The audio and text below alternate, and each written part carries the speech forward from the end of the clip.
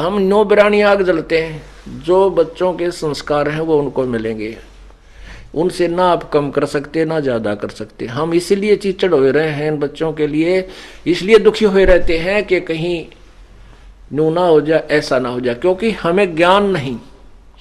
जैसे राजा जनक थे और सीता उनकी पुत्री थी, उनका ब्याह कर दिया।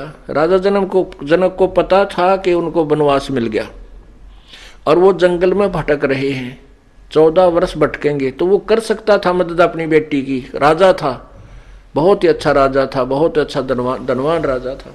तो वहां जंगल वहां भी थे, अपना बेटी को और दामाद को वहां जंगल में बैठा देता कि ले भाई तुम अपने वन में रहो और खाना पीना यहां से जाएगा, खूब सुविधा दे सकता था। लेकिन नहीं, वो विद्वान था, वो ज्ञान भगवान के विधान से परिचित था कि बच्चे की किस्मत के साथ वो खुद संघर्ष करेगी, हम उसकी कुछ मदद नहीं कर सकते और ना ही ऐसा हमें करने में कोई लाभ होगा। रावण के साथ युद्ध हुआ तब भी जनक ने कोई एक्शन नहीं लिया कि जैसे इनके कर्म है ये आप निपटेंगे, और वैसा ही हुआ। जनक ने मदद ना करी तो भी सीता का जीवन जैसा था वैसा ही प्रफुल्लित हुआ। इस प्रकार जो समझदार व्यक्ति ज्ञान के आधार में चलेंगे तो या बिरानी आग ना जलेंगे। मान लीजिए बच्चे ने कोई व्यापार किया है और आप भी साथ ही लग रहे हो, हानि होगी। तो जब आपको ये ज्ञान होगा कि इसके भाग में ऐसा ही लिखा है तो घना दुख ना होगा, क्योंकि हम जीव हैं, थोड़ा बहुत ठेस तो लगेगी, पर यू ज्ञान फिर उसको मरहम जल्दी कर देगा, मलहम उसका तुरंत लगा देगा, वो दर्द ज्यादा नहीं दुखी करेगा। ये बात याद आऊंगी या बिरानी आग है भाई काल न ला रखी है, इस ज्ञान से बुझेगी, ज्ञान से नॉर्मल होगी, कम होगी।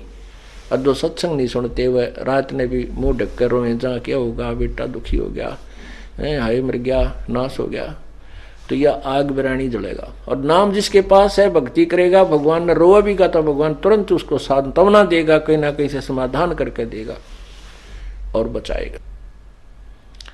फिर कहते हैं कुबद कांचड़ी चढ़ी चित पे तू हो गया मनुष्य नागरे, सूझे नहीं सजन सुख सागरे बिना प्रेम बैरागरे।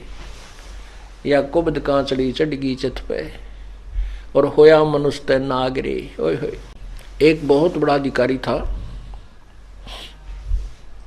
उसका इकलौता पुत्र,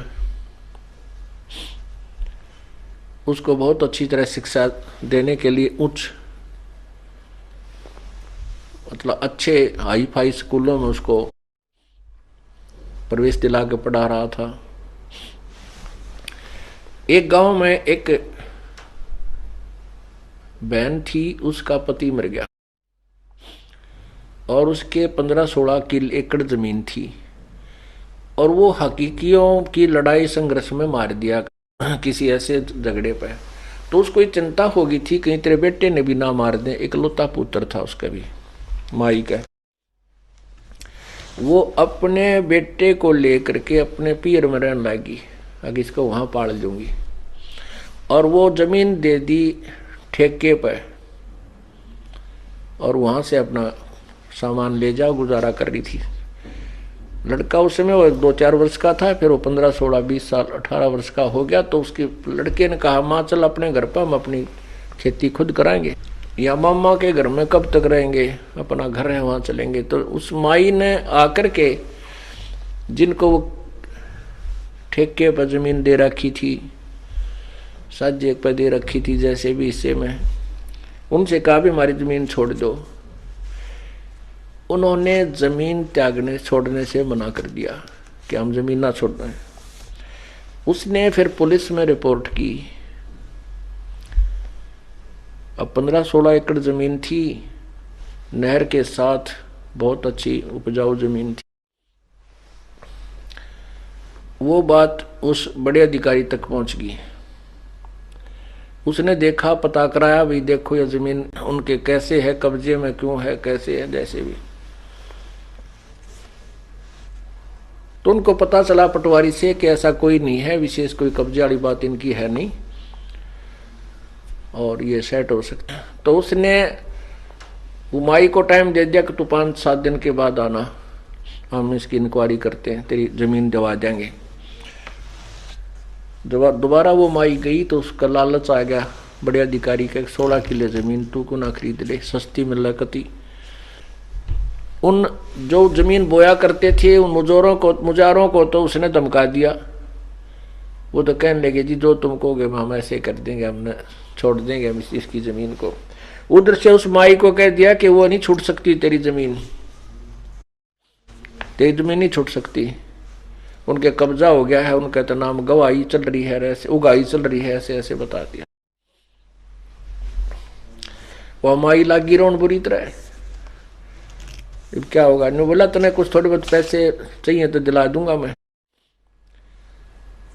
तो वह कई लाखों की जमीन थी, 10-20 हजार में वो माई पे ले ली, उस माई को दे दी, उसके अंगूठे दस्ते करवा के अपने नाम करो, अपने मतलब पत्नी का जैसे भी अपने कब्जे में उसने कर। अब बुढ़िया रोती हुई चली गई, क्या करे जब यहाँ का सुप्रीम जब सबसे बड़ा अधिकारी है जवाब दे दे तो फिर कहाँ जाए इंसान।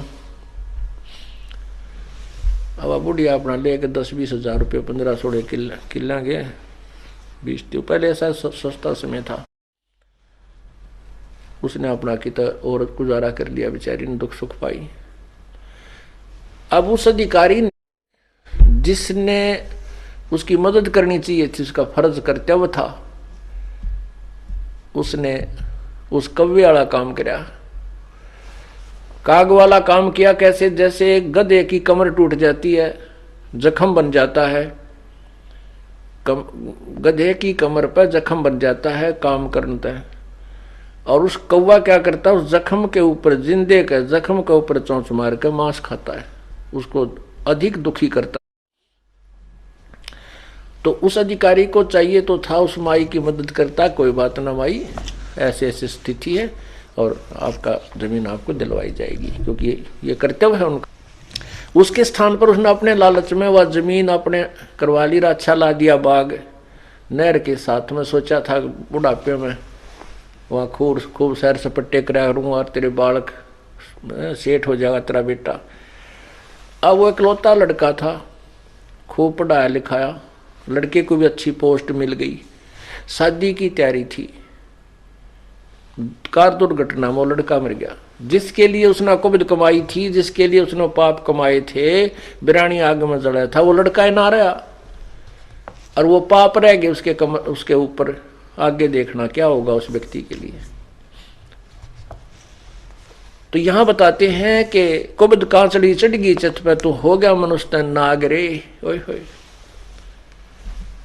अब उस नाग जैसा काम कर दिया, डंक मारा उसने, उस अमाई बर्बाद होगी। अपने स्वार्थ के लिए वह जमीन उसने अपने नाम करा ली। अब वो लड़का है ना रहा जिसको सुखी देखना चाहता था, उसने कितना दामाद बरतेंगे, पड़ोसी लेंगे, भाई बंद बांटेंगे और वो बनेगा गधा लंबी कमर का। तो यहां याद दिलाया जाता सत्संग के अंदर, कुबद कांचड़ी चढ़ रही चित पे तो हो गया मनुष्य नाग रे। मनुष्य वाला काम छोड़कर नाग वाले काम शुरू कर दिए। सूझे नहीं सजन सुख सागर बिना प्रेम बैराग रे। अब परमात्मा में बैराग और प्रेम जब जागेगा, तब जागेगा जब हम उसके संविधान से परिचित होंगे, अच्छे और बुरे का हमने ज्ञान हो जाएगा, फिर हम गलती नहीं कर सकते, हम कोई भी पाप नहीं कर सकते। हाथ कांप जाएंगे हमारे जब हम पाप करने लगेंगे।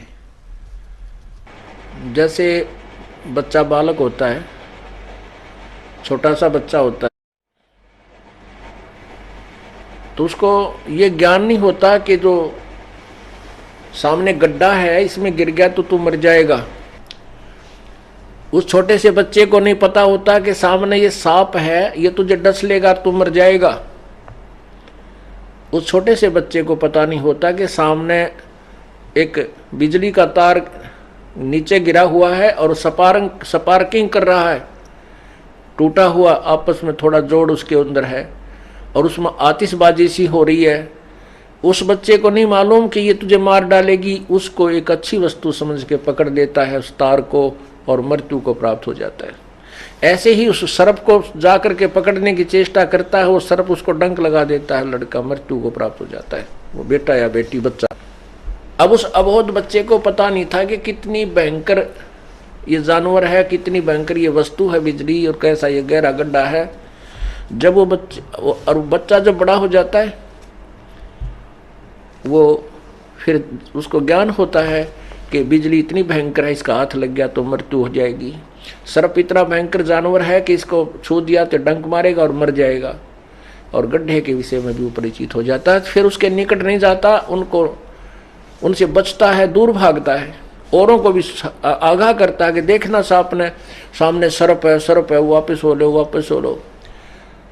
तो पुण्यात्माओं, जब तक हमें तत्व ज्ञान नहीं होगा, भगवान के विषय में जानकारी नहीं होगी, हम उस छोटे से बालक की तरह हैं जिसने कतिकाएं का ज्ञान को नहीं, किसी विषय में नहीं जानता कि जो कर्म तू करने जा रहा है तुझे कितने भयंकर सिद्ध होंगे, तू तेरी जान के शत्रु बन जाएंगे, तेरे साथ क्या बनेगी, किस योनि में तू जाएगा। और जब हम सियाने हो जाएंगे, तत्व ज्ञान से हमारी बुद्धि विकसित हो जाएगी, फिर हम उस पाप को नहीं कर सकते। जैसे वो सर्प, ये पाप कर्म हमें सर्प दिखाई देंगे,